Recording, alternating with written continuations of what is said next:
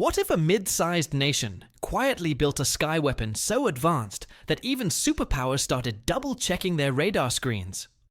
Imagine a machine that flies higher, thinks faster, and waits for no one. An autonomous hunter that stays aloft all night, then returns without a scratch. This isn't science fiction or a leaked prototype. It's already changing the balance above our heads. And the most unsettling part, it wasn't built in Silicon Valley, or Moscow, or Beijing. It was born where almost no one expected. And it's rewriting the rules of modern warfare. 2 decades ago, Turkey's military strategy relied almost entirely on imports, borrowing strength from other nations' technology. But that dependence became its biggest weakness. Each time an ally hesitated, or a supplier changed policy, Turkish defense projects stalled. It wasn't just about pride, it was about survival. Then came Baykar, a small family-run company, led by a young engineer named Selçuk Bayraktar. He believed Turkey could build its own wings, literally. Starting in a modest workshop, his team created the Bayraktar TB2, a drone that shocked the world by outperforming systems that cost 10 times more.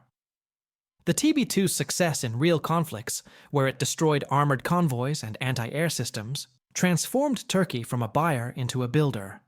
That victory planted a bigger question inside Baykar's lab. If a small drone could change wars on the ground, what would happen if they built something far more intelligent? That question became the seed for the Akıncı, a drone not just controlled by humans, but one that could think, adapt, and fight on its own. Inside Baykar's engineering halls, the idea of Akıncı began not as a military order, but as an obsession. The goal wasn't to build a bigger drone, it was to create a machine that could make decisions mid-air, react faster than a pilot, and survive missions no human could endure.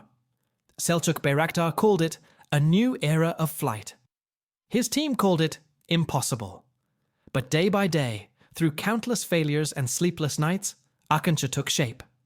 Its name means raider in Turkish, a fitting tribute to the fearless cavalry that once led Ottoman battles centuries ago. Akıncı's early prototypes crashed, stalled, and failed to take off more times than anyone could count. Yet each setback brought the engineers closer to a system that could fly itself, navigate storms, and execute orders autonomously. They weren't just building a weapon, they were building a pilot with wings. And when the first Akıncı finally rose from the runway, silent, steady, and fully self-guided, it wasn't just another drone test. It was a declaration. Turkey had entered the world's most elite sky race. But no one expected how far this new raider could go. When Akıncı finally took flight, it didn't just rise into the sky, it shattered expectations. With a 20-meter wingspan and the power to carry more than 1,300 kilograms of payload, this machine blurred the line between a drone and a full-fledged aircraft. It could climb up to 40,000 feet, glide above enemy radar, and remain airborne for 24 hours straight, covering a range of over 6,500 kilometers without refueling. But the numbers only tell part of the story. What made Akıncı extraordinary was not just how high or how far it could fly, it was how much it could do while flying. Equipped with high-resolution cameras, thermal sensors, and precision targeting systems, Akıncı could spot a target from miles away and deliver a strike with surgical accuracy. In one mission, it could detect, decide, and destroy, all without a single pilot on board. Its modular design allowed it to carry smart munitions, cruise missiles, and advanced electronic warfare tools, transforming it from a silent observer into a multi-role predator. Where traditional drones could only perform surveillance, Akıncı could wage an entire operation, reconnaissance, attack, and retreat, on its own. The world had seen drones before, but nothing like this. Akıncı wasn't built to assist the battlefield, it was built to dominate it. And just when analysts thought they understood its limits, the real secret behind Akıncı began to unfold. What truly separates Akıncı from every drone before, it isn't just its wingspan or weapons, it's its mind. Hidden beneath its sleek body lies an AI-driven brain that can analyze weather, terrain, and threats in real time. This isn't pre-programmed autopilot, it's autonomous decision-making. Akinci's AFCS, Autonomous Flight Control System, allows it to stabilize itself mid-storm, calculate alternative routes when GPS is jammed, and even return to base safely if communication is lost. In military terms, it's not just a tool, it's a partner that learns from every mission. Human operators still define the goals, but once Akıncı is in the air, it executes with the precision of a seasoned pilot. It recognizes targets, tracks moving vehicles, and adapts to enemy defenses, all without waiting for human confirmation. This level of autonomy brings both fascination and fear. Some call it the future of warfare, where machines fight faster than humans can think. Others see danger, a point of no return, where control may someday shift from those who built the drones to the drones themselves. But for Turkey, Akıncı represents something more profound: technological independence, a symbol that no longer needs permission to fly. And as the world watched its wings cut through the clouds, one thing became clear: Turkey wasn't just defending its skies, it was changing them. When news of Akıncı's successful deployment reached foreign defense circles, the reaction was immediate and mixed. Some nations applauded Turkey's leap into high-end drone technology. Others saw it as a strategic earthquake. Because for the first time, a country outside the traditional superpower club had built a drone that could rival US and Israeli systems at a fraction of the cost. Military analysts began calling it a force equalizer. The Akıncı didn't just give Turkey air power, it shifted the balance of regional influence. It could stay in the air longer than most Western drones, hit harder than its competitors, and do it all with domestic parts, making it immune to export bans or foreign vetoes. But that independence sparked concern. In defense forums and classified reports, whispers began. What if Akıncı fell into the wrong hands? Could autonomous systems like this start wars without human approval? The conversations grew louder as footage surfaced. Grainy clips showing Akıncı units on real missions, engaging targets with chilling precision.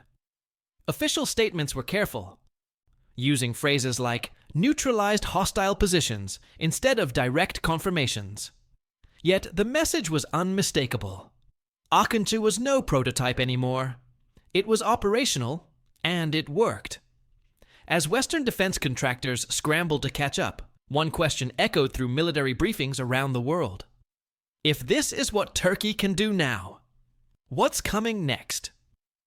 While global analysts were still dissecting Akıncı's performance, Baykar's labs were already working on something even bolder. The project's name was Kızılelma, the red apple, a centuries-old Turkish symbol of unreachable dreams and ultimate victory. But this time, it wasn't unreachable. Kızılelma would take Akıncı's DNA, its AI, endurance, and precision, and fuse it with the speed and power of a fighter jet. Unlike Akıncı, it wouldn't just glide through the sky. It would dogfight. Supersonic, stealthy, and fully autonomous, Kızılelma represents the next step in Turkey's mission to remove the pilot from combat entirely. And none of it would have been possible without Akıncı paving the way. Akıncı proved that Turkey didn't need permission to innovate, didn't need imports to defend its skies, and didn't need validation from larger powers to redefine air warfare. For the Turkish engineers behind it, Akıncı isn't just a drone. It's the proof of what happens when ambition meets necessity. For the rest of the world, it's a reminder that the era of drones has evolved into something new. An age of intelligent, independent war machines. But even as nations rush to match Turkey's technology, one truth lingers above the clouds. No one can truly predict what comes after Akıncı, or who will control the future once machines start thinking faster than we do. In less than a decade, Turkey went from struggling to buy drones to designing one that rivals the best on Earth. The Akıncı isn't just an aircraft. It's a statement.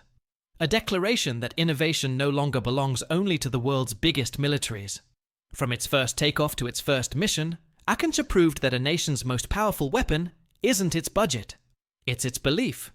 It showed that persistence can rival privilege, and that intelligence, whether human or artificial, can reshape global power. Today, Akıncı circles the skies as more than a drone. It's a symbol of independence, fear, and possibility, all woven into one machine. And as other nations rush to develop their own next big thing, they're chasing a shadow cast by something that already flies.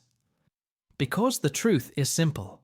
The future of warfare no longer depends on who has the most soldiers or the biggest tanks. It depends on who can think fastest, adapt fastest, and fly longest without asking for permission. The sky will never be the same again. And the next revolution?